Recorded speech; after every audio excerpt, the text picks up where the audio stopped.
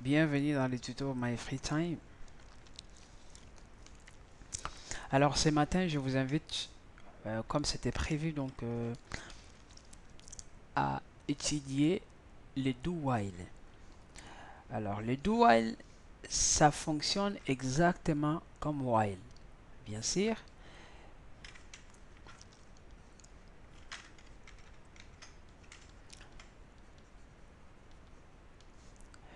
Je do fait cette action ou ces actions, hein, tant que la condition ou les conditions sont vérifiées. C'est différent à tant que là où les conditions sont vérifiées, fait cette action. C'est différent.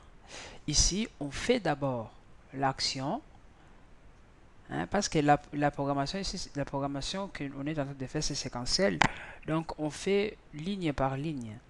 Ici, fait cette action et on vérifie la condition. Tant que, ouais, fait cette action, tant que la condition est vérifiée. Ici, tant que la condition est vérifiée, fait cette action ou ces actions. Ici, dans le do while, avant de vérifier la condition, qu'est-ce qu'on fait? On fait au moins. Donc ici, on fait soit l'action est faite au moins une fois. Voilà, avec do while.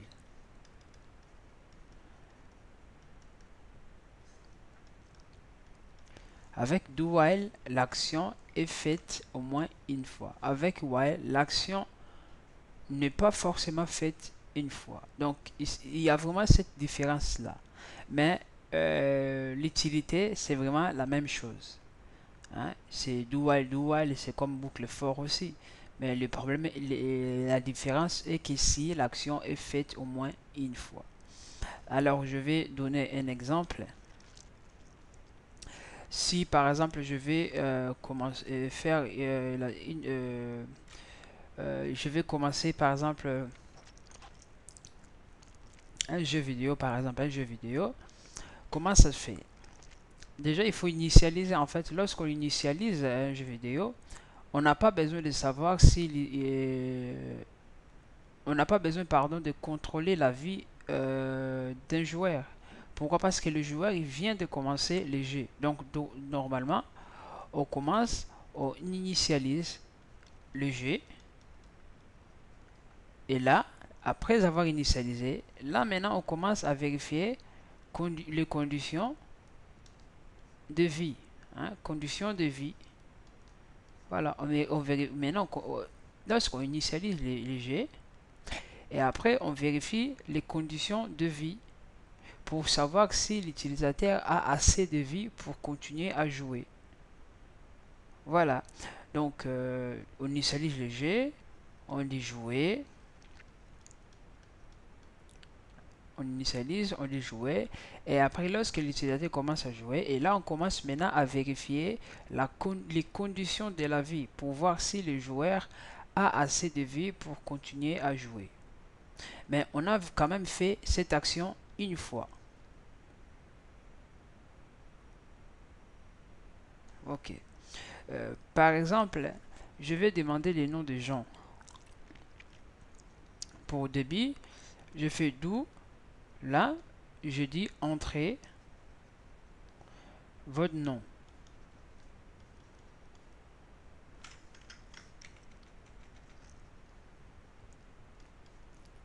Ça, c'est comme un message. Lorsque la personne va introduire son nom, et là, qu'est-ce que je fais? Je vérifie si la personne a écrit. Hein? Je vérifie, je vais l'écrire proprement. Là, je fais do. Je demande à l'utilisateur. Donc 6, j'ai toujours 6 call. Donc 6 out. Si je demande taper votre nom, l'utilisateur va taper son nom. Et là, je vérifie. Hein, je peux faire déjà des actions avec le nom ou pas. Mais je vérifie quand même que tant que tapez votre nom. Ici, je fais nom. On suppose que le nom, c'est déjà déclaré quelque part là. Voilà. Et on a scanner, clavier. Hein, scanner. Mais système in. Voilà. Là, on fait nom. On prend clavier. Point. Next line.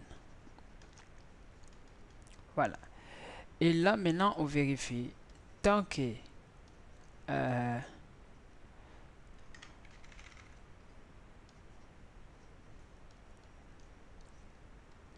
le nom est égal à nil,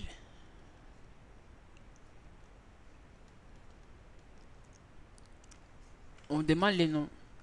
Alors, qu'est-ce que cette fonction va faire? Cette partie de code là. Ici, on oblige en fait l'utilisateur d'écrire les noms. Donc ici, on ne passera pas. On ne passera pas de ces lignes-là, par exemple 1, 2, 3, 4, 5.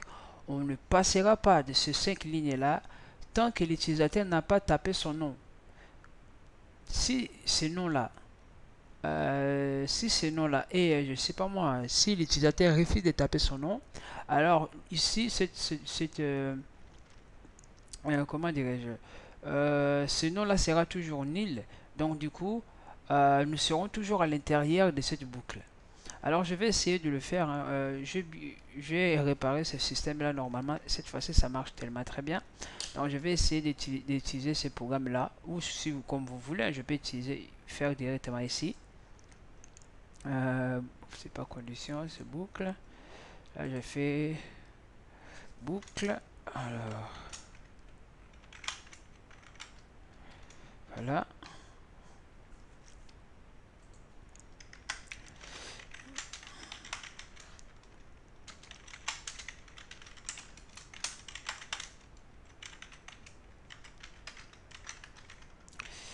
Et là, je déclare hein, le nom d'utilisateur.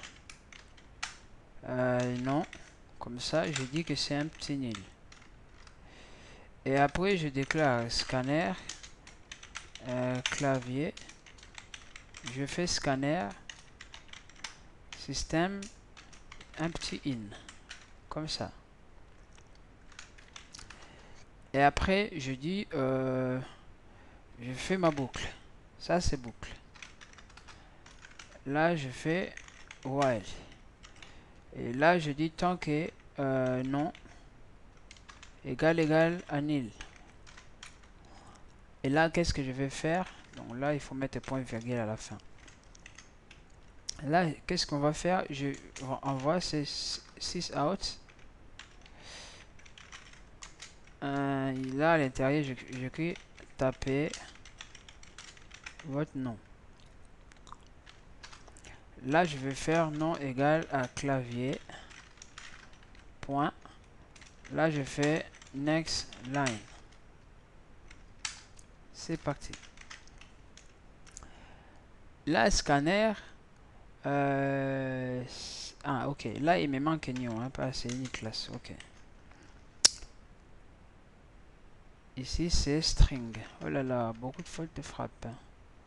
Et là, normalement, il faut fermer ces claviers-là. Juste pour éviter des erreurs. Et à rajouter un petit A ici. Ok. C'est close. Voilà. Là, je vais exécuter. Regardez ici. Je vais que ce soit Là, je vais avoir un petit truc qui s'appelle compteur. Je vais l'initialiser par 0. OK. Et là, chaque fois qu'on demande, là, je vais faire CTRL plus plus pour compter le nombre de fois. Et lorsqu'on quitte, on sort ici, je vais afficher 6 out. Je vais dire que pardon, vous vous appelez là je vais mettre le nom et je vais faire écrit, hein, le nom a été écrit. Là je mets nombre de fois, je mets le compteur. Je vais faire comme ça, hein, comme ça on le voit tout. Je mets compteur, nombre de fois. OK, donc c'est bon.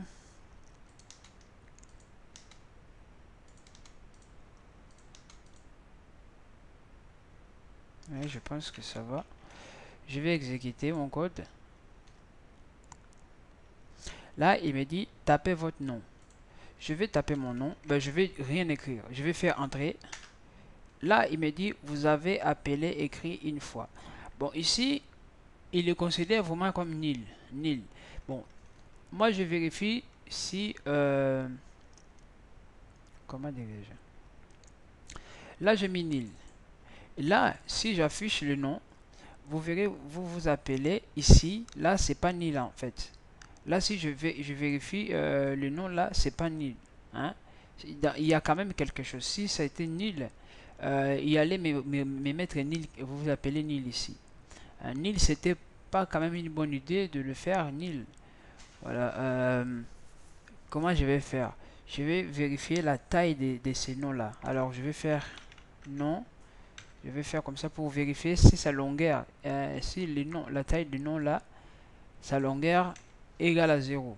Hein, je vais faire comme ça. Tant que la longueur du nom là égale à 0. Non, la longueur c'est l'inf. Voilà. Je vérifie sa longueur égale à 0. Voilà. Donc, bon, j'essaie de faire comme ça. Hein. Là, j'écris, j'ai rien écrit. Je vais entrer. Là, regardez, tapez. Là, regardez, il m'a encore dit tapez votre nom. Là, comme j'ai rien fait, je vais encore taper. Je vais taper rien. Je vais rien écrire. Je vais faire entrer. Il continue à me demander le nom. Toujours.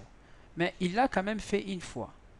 Première fois, c'était juste pour me dire que tapez votre nom. Si vous tapez votre nom, vous sortez. Mais là, je n'ai pas respecté. Et là, il continue à me demander. Mais regardez, même lorsque j'écris P, je tape ici. Il me dit quoi? Vous vous appelez P, écrit 6 fois. Donc 1, 2, 3, 4, 5, 6. Et voilà.